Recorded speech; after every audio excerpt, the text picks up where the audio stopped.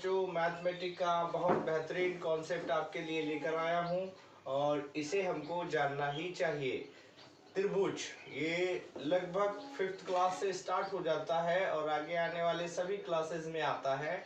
Mainly बात हमको क्या पता होना चाहिए, त्रिभुज क्या है, त्रिभुज का क्षेत्रफल क्या है, त्रिभुज का परिमाप क्या है और त्रिभुज का क्षेत्रफल कितनी तरह से निकाला जाता है, त्रिभुज के प्रकार कितने होते हैं, ये सारी चीजें हमको पता होनी चाहिए। बट आज हम आपको सिर्फ और सिर्फ त्रिभुज का क्षेत्रफल सिखाएंगे क्योंकि ये बहुत इंपॉर्टेंट है, हर क्लास में आ जाता है, हर जगह पे आ जाता है परेशान करने के लिए। तो त्रिभुज का क्षेत्रफल हम लोग देखेंगे कैसे निकाला जाता है, किस तरह से निकाला जाता है।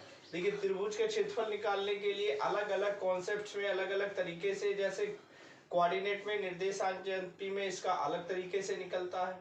अगर हम पढ़ते हैं ट्रिग्नोमेट्री तो वहां पर त्रिभुज का क्षेत्रफल अलग तरह से निकलता है।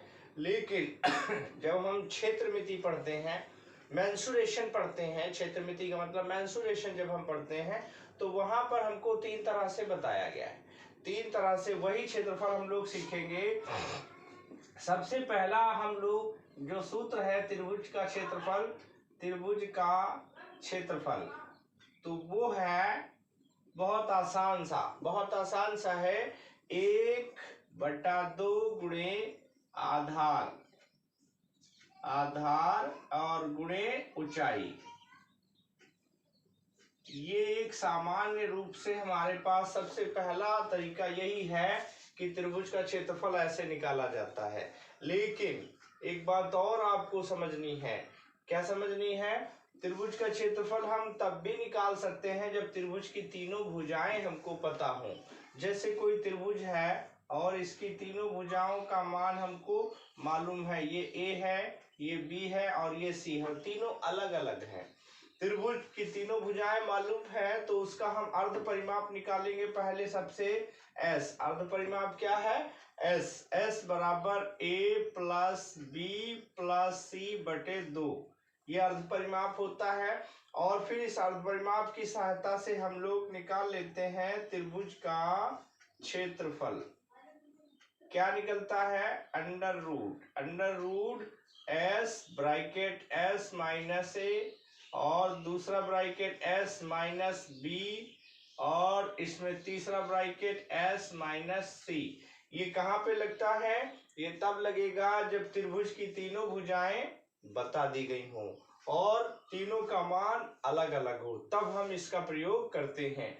वैसे तो मैनुअली यही आता है, त्रिभुज का क्षेत्रफल बराबर 1/2 गुणे आधार गुणे ऊंचाई। बट आपको ये भी याद रखना है, एक त्रिभुज और होता है जिसको हम कहते हैं समबाहु त्रिभुज का क्षेत्रफल इसका निश्चित है। अगर कोई समबाहु त्रिभुज है, समबाहु त्रिभुज का मतलब ये कि अगर कोई त्रिभुज में 2 भुजाएं बराबर हैं, मान लीजिए ये वाली और ये वाली और ये वाली भी समबाहु का मतलब जिसकी तीनों भुजाएं बराबर हों, उस त्रिभुज का क्षेत्रफल कैसे निकालते हैं? उसका है √3/4 गुणे भुजा की घात 2।